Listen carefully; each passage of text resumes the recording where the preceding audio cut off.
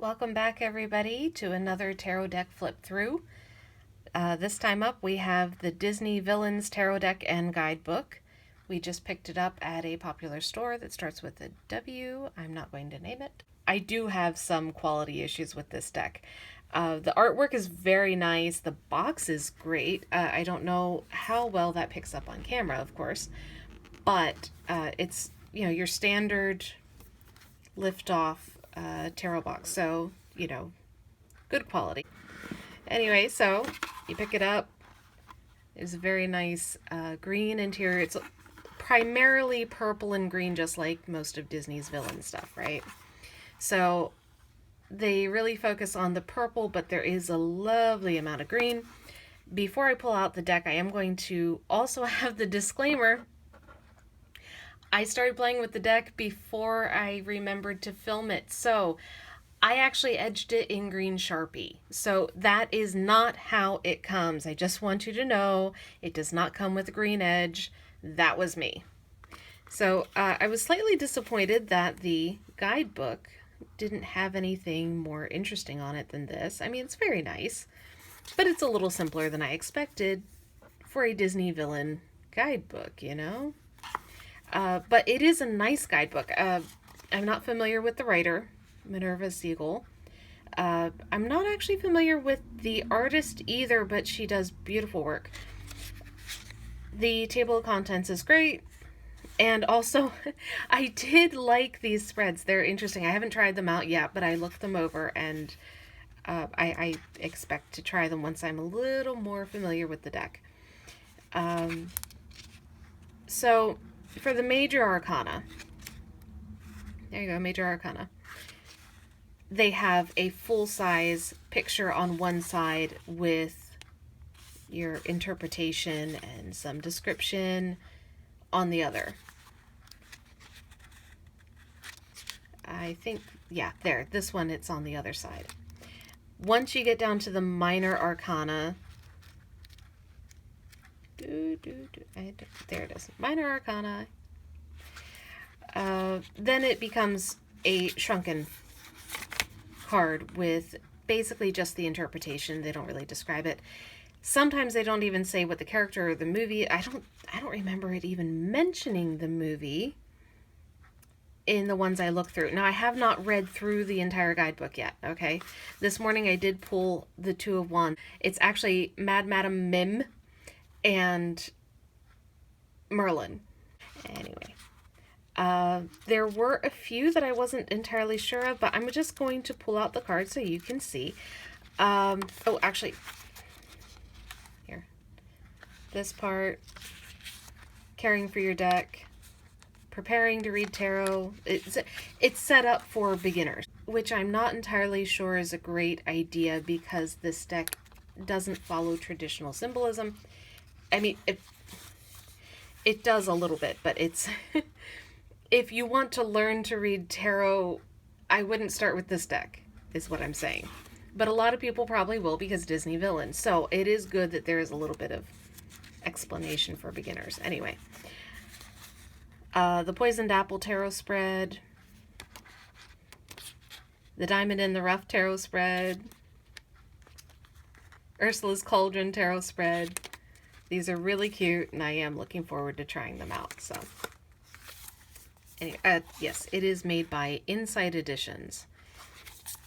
I think I have another deck, but I'd have to find out for sure. Anyway, so, the box, obviously you can see Kronk is the Fool. I still don't think of him as a villain. He's a henchman, but I don't see him as a villain. But I love Kronk, so I'm okay with that. Has the nice ribbon. This actually has a nice sealed edge. I don't know if it's melted or glue, but it keeps it from fraying, which is really nice. And this does come out. It is not glued down. So if you want to stuff some herbs or crystals or whatever in the back there, it does come out. It's not glued down. You are fine. There's not a lot of space, but something like a kyanite blade would fit just fine. Now, I had been shuffling these, and as you see, I did color the edges. That's entirely me. I did not do a great job. It's the first time I've ever done it, and I will tell you why I did it before we start flipping through. Okay, so when I mentioned the quality here, they're a good slickness. They are very flexible. They are very thin and flexible. The problem I have with the quality here is that it appears that when they cut them from the back down, and it's almost impossible to see on a camera, but you might be able to pick up the edge here. It's actually curled up in the front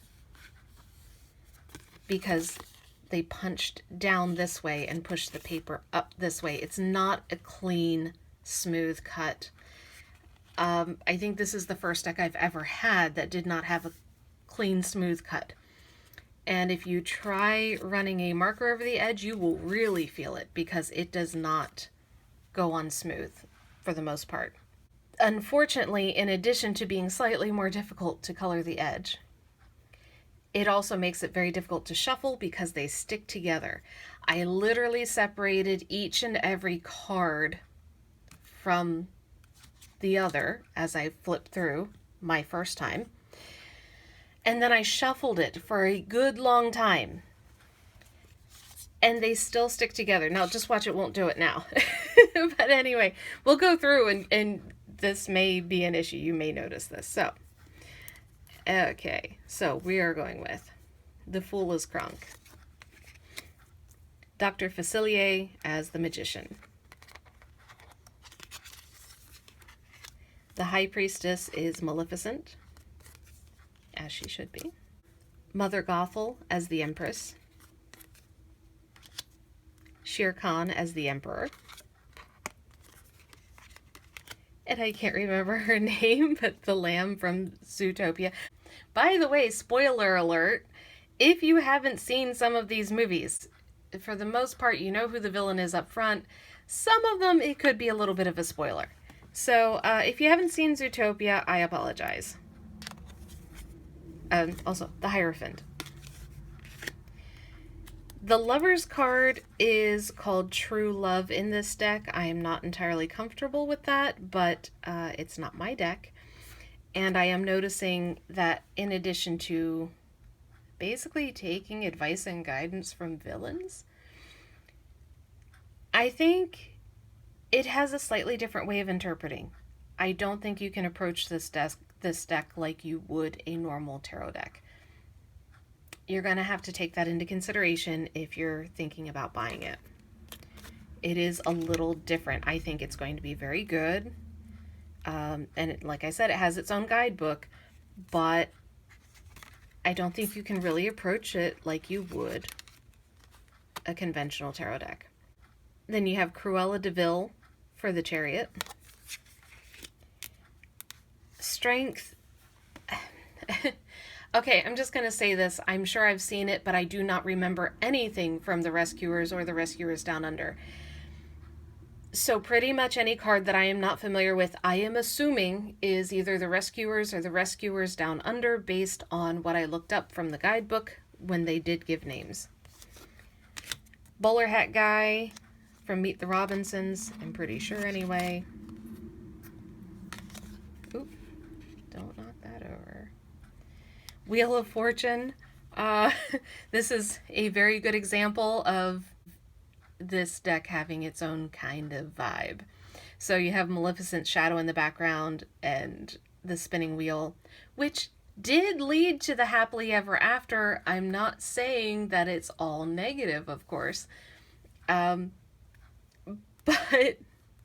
when I see this, my first thought isn't just the wheel is turning, it's, oh no. So, Justice is, I can't remember his name, but Big Hero 6, something like that. I didn't really, that's not my favorite. Anyway. Ka from Jungle Book, the Hanged Man. Okay. Death, Hades, very suitable, I think. Temperance, Flotsam and Jetsam, I think, from Little Mermaid. Yeah. That's Flotsam and Jetsam. Chernabog for the devil.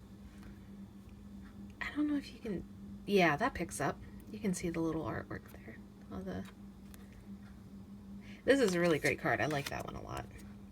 The Tower, which to me gives me more trapped need to escape vibes as opposed to the collapsing tower that you're jumping.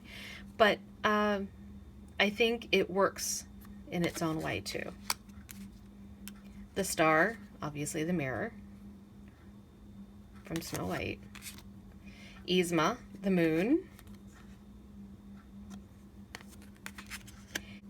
Tamatoa, and I have mixed feelings on this because yes, Shiny, the sun. On the other hand, he's deep in the depths of the water, so it's a little... I have mixed feelings. Like, I'm glad to see him, but it feels a little weird. Queen of Hearts for Judgment. She is very judgy. Which isn't really the goal of the judgment. Anyway. The World... Oh, what's his name? I had to double check to make sure. This is the Horned King from Black Cauldron. So... that was kind of exciting because I think this is the only reference. Anyway, the World. Jafar, King of Wands. Oh yes, we're in the minors now. Queen of Wands. You have the Evil Queen and the Evil Queen. Knight of Wands is Mad Madam Mim. Sword in the Stone. Iago, Page of Wands. Jafar's Wand for Ace of Wands. Two of Wands, Mad Madam Mim, and Merlin. Three of Wands. I'm not sure which cauldron this is. I'm not sure if this is the Evil Queen. I'm guessing because of the wands. Some of the symbols I'm not entirely sure of. So you have Jafar, Four of Wands. Seems... Anyway. Five of Wands, the Poisoned Apple. Mad Madam Mim when she's being cute. For the Six of Wands. Seven of Wands, the Evil Queen. Oh, I see 7 dwarves. They have the cabin. Eight of Wands. I don't recognize this cauldron. So if you do, please leave a comment down below. I may figure it out before I see your comment, but I've been trying to figure out what this is from. I don't recognize it at all. Queen of Wands from the back. Nine of Wands.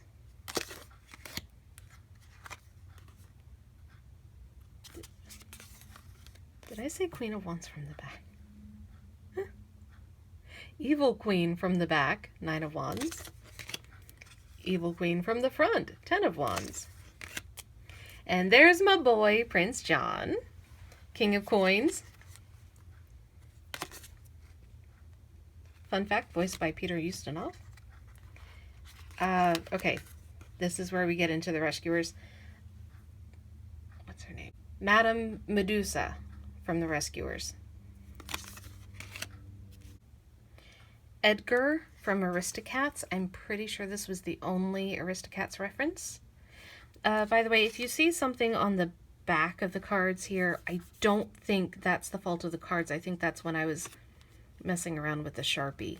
I can't promise that considering some of the other quality issues I had, but I wouldn't worry too much if you notice any weirdness on the back of the cards. It's probably me.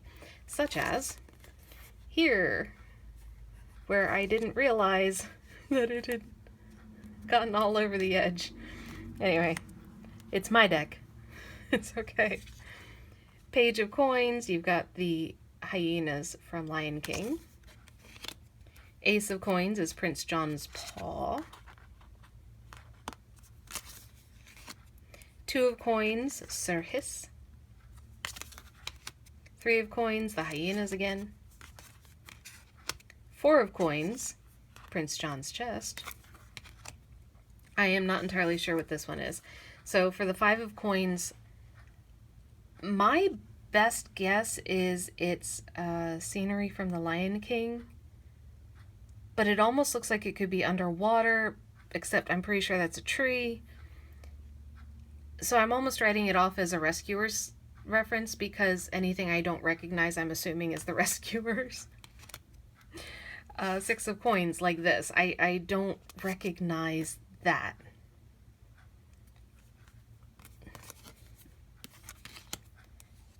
Seven of coins, Scar and the hyenas. Eight of coins, the hyenas again. This is part of my thing. The artwork is really nice, but I don't understand why some things are so repetitive when there are so many wonderful villains. So, nine of coins, that appears to be the front of Prince John's robes. 10 of coins from Robin Hood as well. I'm pretty sure that's the castle, but it also sort of looks like the prison. But being 10 of coins, I'm assuming it's the castle, although Robin Hood did send all the bags of gold into the prison when he was stealing them from Prince John. I'd have to watch the movie again to be sure, but I'm pretty sure that's Prince John's castle. King of Swords is Scar, and here we go. There we go. Queen of Swords, Lady Tremaine. I had to look this up in the guidebook. Percival McLeish from The Rescuers Down Under. Like I said, I don't know if I never saw the movie or if I just really don't remember it. So Lucifer from Lucifer, Page of Swords. I love Lucifer. He's one of my favorites. Evil kitty. Ace of Swords. I am not sure who the swords and the wands and everything belong to. So,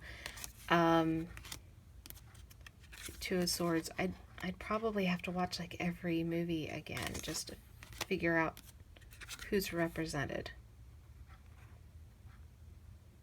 I mean, I'm sure Sword in the Stone is one of them, but Four of Swords, weirdly, has Scar and a bunch of medieval swords. Lucifer, Five of Swords. Six of Swords, Lady Tremaine and Lucifer. Seven of Swords, Lady Tremaine, Cinderella Slipper, and Seven of Swords. You can see the silhouettes, but not the details.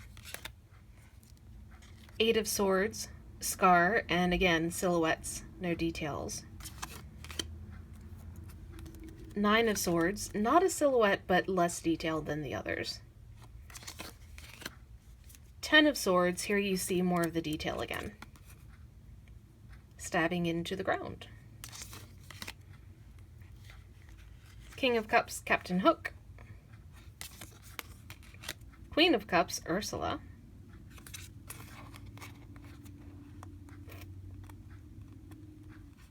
I know part of this is my nails, but the way that the edges curve up really do make them kind of grip onto each other. So anyway, Ursula, Queen of Cups. Gaston, of course, Knight of Cups. And I'm a little bit disappointed because I would love to see LeFou. If Kronk counts as a villain because he's a henchman, then I think LeFou should count too, and I'm a little disappointed he's not in here. Mr. Shmee, Page of Cups. Ace of Cups. Two of Cups. I've been complaining about a lot of these cards not having any characterization. I get the vibe something's going on here, but the closest thing I can see is Madame Medusa, and I don't think that's it. So I'm not entirely sure if that's intentional or not, but it looks like a reference of some sort. Three of Cups. Oop. Four of Cups, Captain Hook. Five of Cups.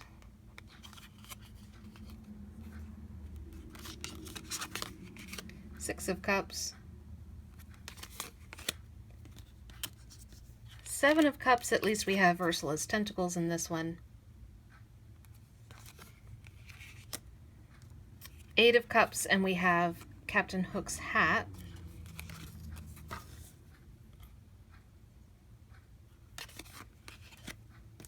9 of Cups, Ursula.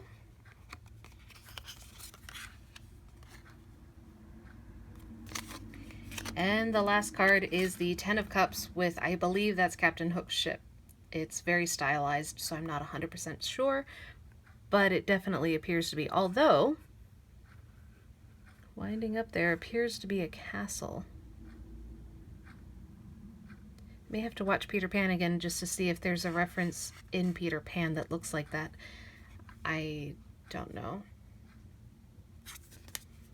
And that is the Disney Villains Tarot deck. And like I said, the artwork is beautiful. The guidebook appears to be really well written. I like it a lot so far. I haven't read through the whole thing. But I feel like they really missed a few opportunities with all of the cups and the swords and the coins that don't have any character reference in them besides the design of the actual cup and sword. And there are so many great Disney villains that are not in this deck. I feel like there's a lot of missed opportunities here. So the Major Arcana is really good. Some of the Minor Arcana is good. The coding on the cards is nice. The color is excellent, very even. Like, there's no weirdness in the printing or anything. My only real issue, even though the cards are a little bit thin, I'm okay with that. Thin can shuffle nice. My only real issue with them is the way that they were cut. The fact that they're so rough at the edges that they literally catch onto each other. After shuffling them and shuffling them and shuffling them, after I had actually separated them one by one, and I was still having to peel them apart to put them back in order so I could do this video. But overall, it's a good deck, and if you can find it, I would recommend it. I think it's well worth your money and your time. I would not recommend it for a first-time tarot owner. I do feel that if this is your first deck, you should at least buy a companion deck to learn with. Otherwise, I think it's great. So I hope you enjoyed the video. I hope you like the deck, and see you again later.